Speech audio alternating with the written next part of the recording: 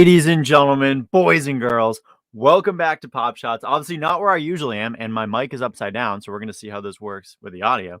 But welcome back after a couple-week hiatus. Unfortunately, real life caught up with me and worked. I worked my ass off, but we're here. We're back. We're talking week 4. Mostly, we're going to be talking about some of the things I neglected to post on Instagram earlier this week. This lighting sucks. This lighting is awful, and also having a chair that I can do like woo.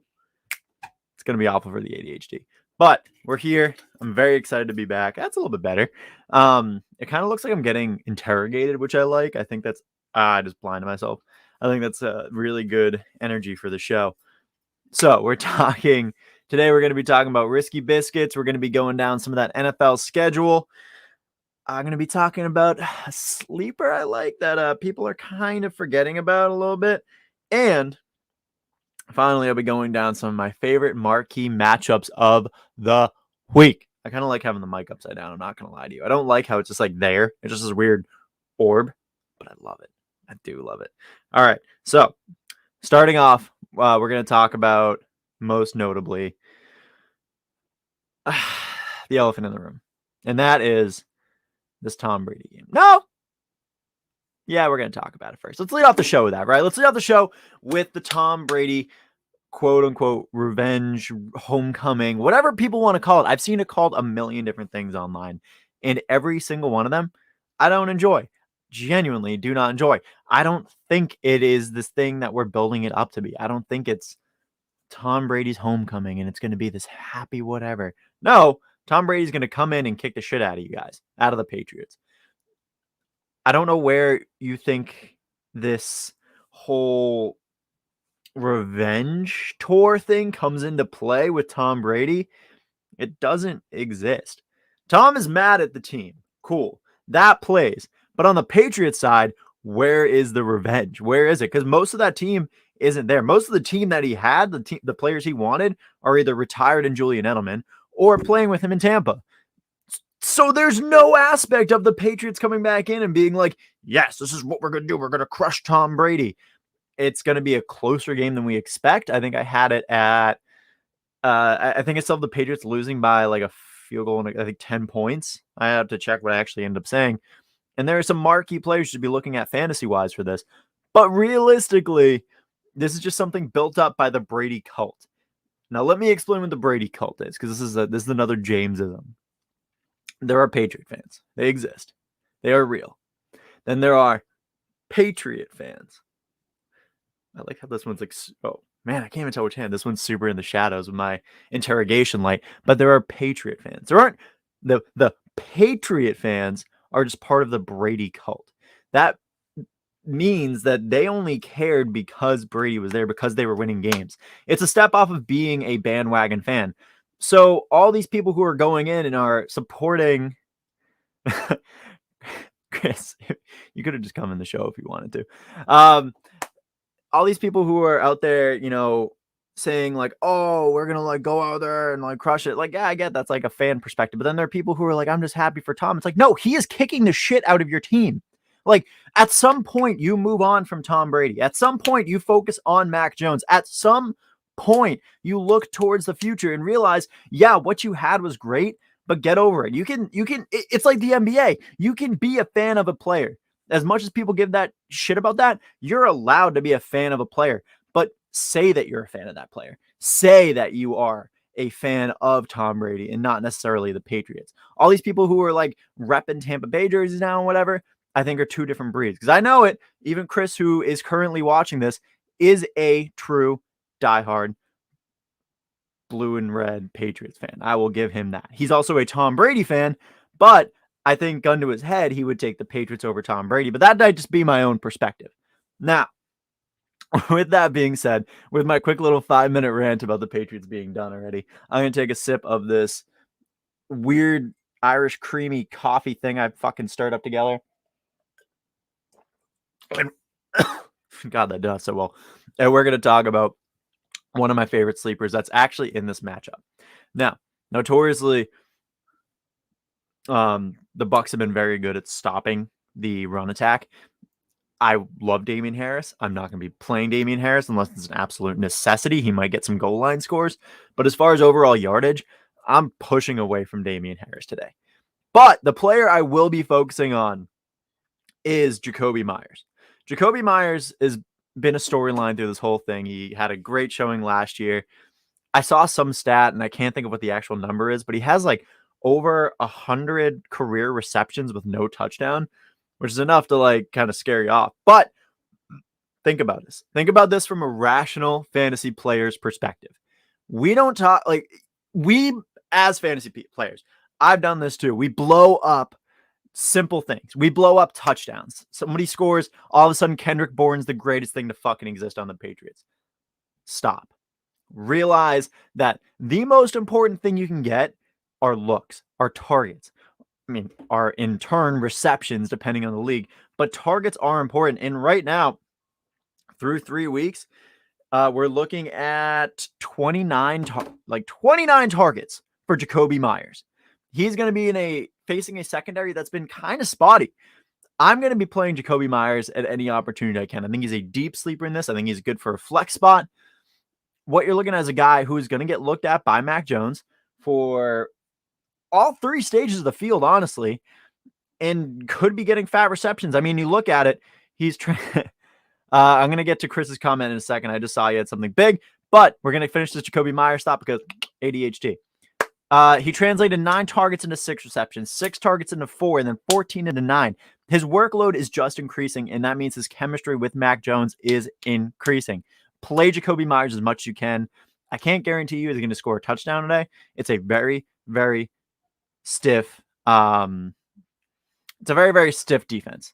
So be cautious, but I'm going to say Jakobi Meyers is a good fit. Now let's get to the comment from Chris. Chris says, Tom deserves to kick the shit out of this team. The Pats are rebuilding and Tom is on his last legs. I respect the Pats right now, but obviously I want to see the greatest of all time go on top. Love them both. No hard feelings to either.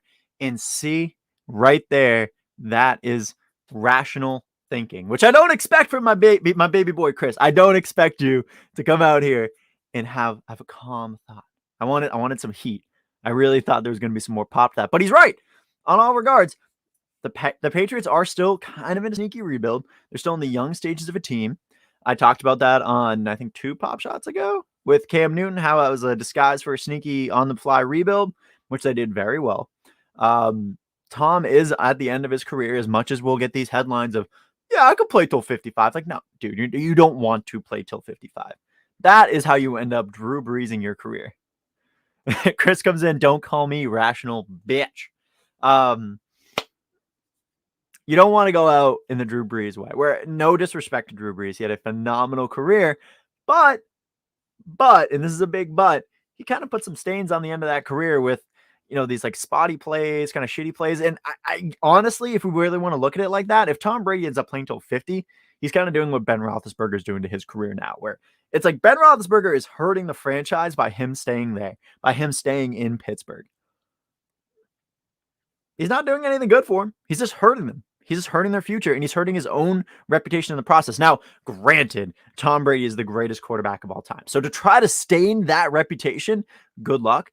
But it always adds that one extra layer, that one little bit that allows somebody to say, whatever they want about it. Whatever they were going to throw in, whatever other BS is going to get sauced in there. So we talked about Jakobi Meyers. Now, God, I'm sure that was loud, and I apologize if you're wearing headphones, but I don't. I licked the mic a little bit. That was kind of gross. I'm not going to lie to you. Let's talk about... God, that was awful. That is really bad. Let's talk about Risky Biscuit. Last week, I should have went with my gut. Jameis Winston had a fine game against the Patriots. Sneaky good transition. Fine game against the Patriots. Wasn't great. I said Olamide Zaccheaus, which I fucking butchered that. Was a sneaky good play for the Falcons. Ended up being true. It was a good play. Zach Murphy of Breaking Down the Tape. Are you drinking whiskey and seltzer again? No, it is actually seltzer and coffee. That is a joke. It is just Irish cream and coffee and maple syrup, which I thought would taste good. But after it sat for a bit, not so great. So this week's Risky Biscuit, we're looking at injuries and injuries and injuries and injuries smacking this Giants lineup. And I know as of right now, I'm going to pull this up to get a full update, see what's going on. Okay, so we got Darius Slayton, Sterling Shepard out. I know at one point I thought Kenny Golladay was dealing with something. Why do you do this to yourself? For entertainment. Kenny Golladay was dealing with something. I don't know how much truth there is to that. So that instantly, Zach, love you. Thank you so much. Thank you for having me on. If you haven't watched it yet, go check out me and the guy. I can't think. Oh my God, that's so rude. I can't think of his name, from Jacked and Canned. And Chaz at the end talking about the first half of what was an atrocious Bengals-Jaguars game. We should have definitely started in the second half of that one. We all would have been exhausted. But anyway, Shepard's out, Slayton's out, meaning instantly that knocks Kadarius Toney up 2 pegs. In my mind, at least. Obviously, maybe they scheme differently, but Kadarius Toney could be a sneaky play this week. Right now, looking on Sleeper, only 12% have him rostered and 1% have him starting. I'm not a big Kadarius Toney guy. I think he's a bust. I don't think he was worth the first round price tag. I think the Giants made an awful choice in the draft there. That being said, he has huge value this week playing against New Orleans. Obviously, if Kenny Golladay is taken up and locked up with the other defensive backs, you have Kadarius Toney through the middle. His workload has increased a bit, like we already talked about. Not tremendously, but he had 2 targets against Denver, didn't play against Washington, and then 3 targets against Atlanta with a stacked core. I think you could see him get a fat workload this week. I think he's worth at least a shot. Maybe even if you need like a discount player in daily fantasy, that's a solid pick. And since, God, I am crushing these transitions. Since we are talking about daily fantasy, I want to talk about the safest play you can have this week. And we're still talking about injuries. We're not talking about the same game, but we're talking about injuries. And that right there goes right into it. We're talking about the Titans versus the Jets. Titans, Derrick Henry, King Henry is the must-play player this week. I saved this from the running back post I put up, but obviously I was concerned. I mean, I figured they were going to get a big enough lead and they were just going to let it run, right? Garbage time. It's a hard thing. When you're looking at these games, you got to find a balance where there's going to be a bit of a shootout. You don't want these blowouts because obviously that hurts the back end and you kind of hit like a ceiling with certain players.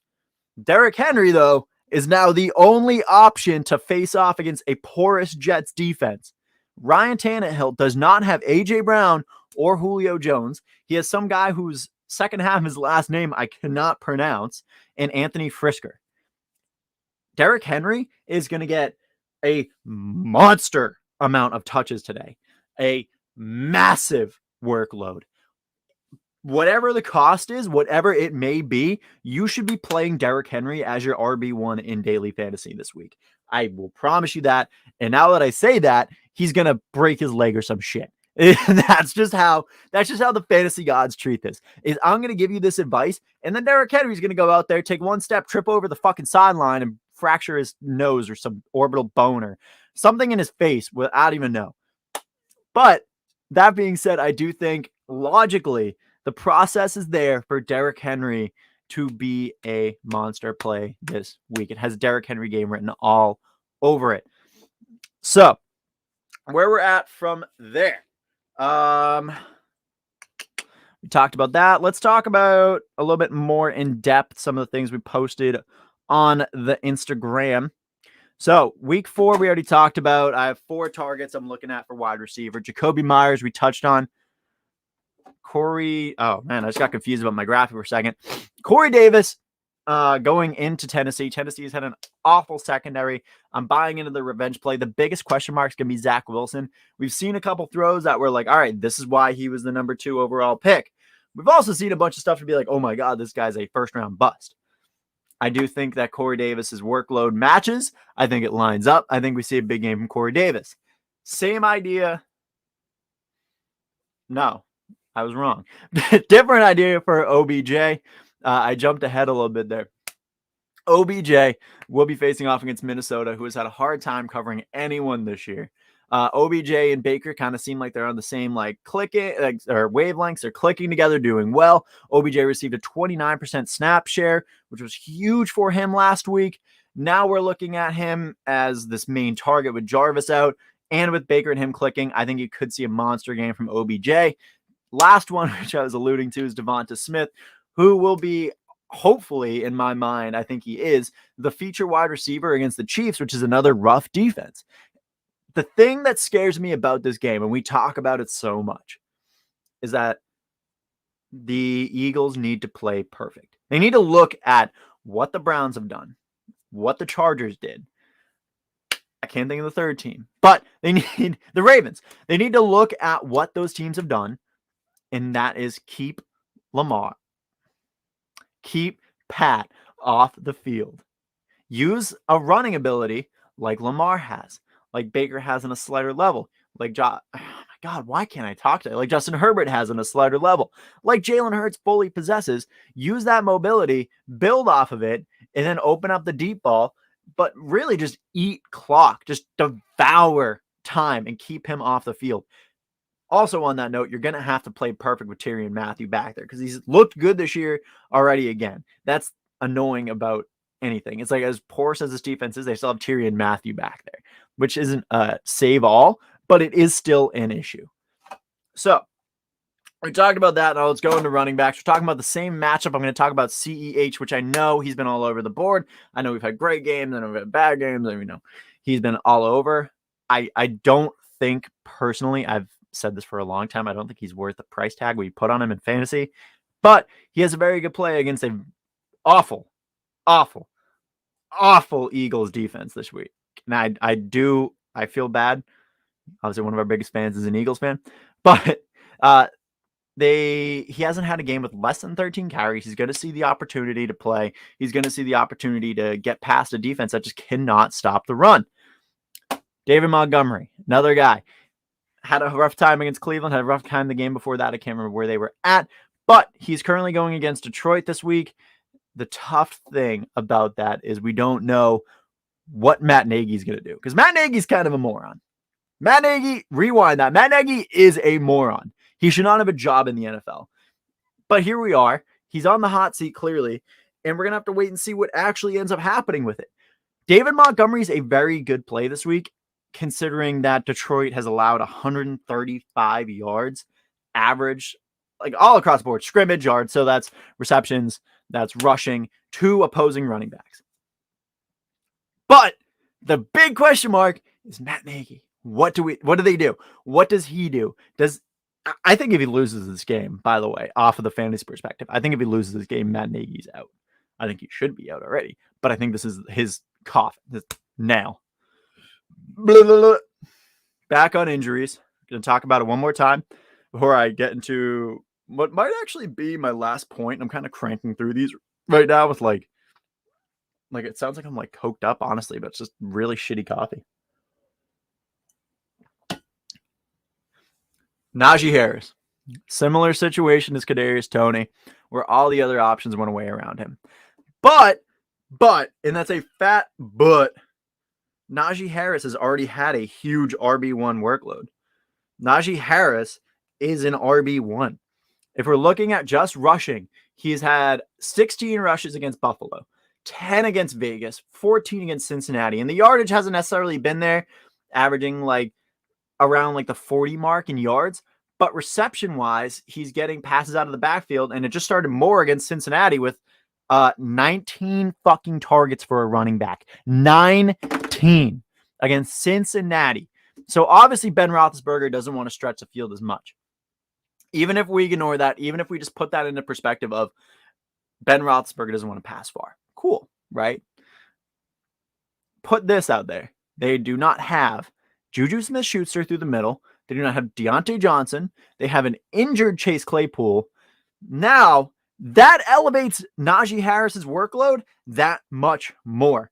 So if you only have a beat-up Claypool and a Najee Harris going against a Green Bay defense that has had a hard time stopping running backs, I'm buying all in on that. I'm putting my chips on the table for Najee Harris. I think Najee Harris is going to be the RB1 this week. But that being said, that being said, folks, I'm going to talk about one of my favorite steals from the draft season, a man who has crushed, a man who has been consistent, a running back who has been a feature in a offense, DeAndre Swift. DeAndre Swift is going to be a top 5 running back. He's going in the first round next year. This year, he was a round 3, round 4 running back. In 3 games in a PPR league, I have him at 24.4, 11.8, 23.7. The 2 running backs I could highly recommend you feature. Fully, throughout, whatever. Fuck Jamal Williams. They can both be top tier running backs. That is a thing that can happen in the NFL. Blows my mind that you guys faded DeAndre Swift for Jamal Williams, who is a certified backup, when realistically Jamal Williams can still finish as a top 15 back and DeAndre Swift can finish as a top 5. That is a possibility. Anyway, oh my God, I'm losing my brain right now. I'm getting all the gas right now. DeAndre Swift, another guy who hasn't done necessarily a great job rushing, but he's getting the attempts. But through the air, he's getting the targets, 11, 5, 7, translating those opportunities. That's what you want from him. And he's becoming the feature part of a lackluster offense. So DeAndre Swift is going to be the most consistent piece that you could put out on a weekly basis. I will give him 10 points minimum every week. And I know that's obvious because he already has the 11-point mark. But this week he's going in and he is playing Chicago, who allowed fucking Kareem Hunt and Nick Chubb to run all over them. Allow Kareem Hunt, or as a receiving back, to score a touchdown and just basically walk through them. Play DeAndre Swift this week. I'm going to set my lineup. You know what? Fuck it. We still got time. Let's do it right now. You guys want to do it? Fuck it. Here we go. DraftKings. I love how I waited for your answer. I said, do you guys want to do it? Fuck it. All right. So we're going to go for it. 1 o'clock window. Hopefully I have enough money. We're going to find out together. All right. We're going to go with that. Create lineup. I should have done this on the screen. Quarterback this week. What I am looking at. I am going to be playing. Ooh. Actually, that's kind of tough. I'm going to be playing, and I recommended this earlier to someone, my girlfriend Megan, who's currently watching right now. Shout out, baby. Wherever you are, I miss you. I know she's in like the room over. Josh Allen this week against Houston. Now, this is one of those games where you want to keep it close, but you got to realize that it's probably going to be a blowout. But Josh Allen's rushing upside should pay off in this. Should. Josh Allen has the ability to maneuver both situations, pass through, and still rush, and get plenty of stats off of it, and continue that QB1 pace. So I'm going to be taking him at the heavier price point. So that being said, I'm going very top heavy with my payout on DraftKings. As of right now, I have Josh Allen at 8,000, Najee Harris at 6,800, which actually I guess is a slighter discount, and then Derrick Henry at 88,000. I'm fully confident taking all those guys. Now, my body tells me that I should be doing a stack with Josh Allen and Stephon Diggs. Obviously, price point wise, you got to realize you don't always have that ability. So next, I'm going to go with that OBJ pick. I think he has the ability, obviously, to make that happen. Next up, I am going to slide a bit more down. I'm going to crank a bit down. And you know what? We're going to talk about this real quick because this is another sneaky thing. He had a good game last week. You got to realize that this is the opposite of what I was talking about with Josh Allen. With matchups in the NFC West, they are now like that NFC East from last year where you wanted to target them, but only because the games they were playing against each other were with with quarterbacks who could air out the ball and secondaries that were kind of porous. I'm going to take Brandon Ayuk this week strongly. I feel good about that. I feel confident in that.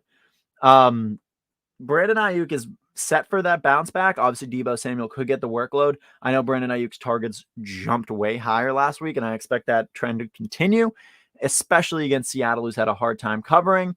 They're going to play each other tight. It's going to be a tight game. You want that shootout. You want those, fuck garbage time stats. You want those stats now.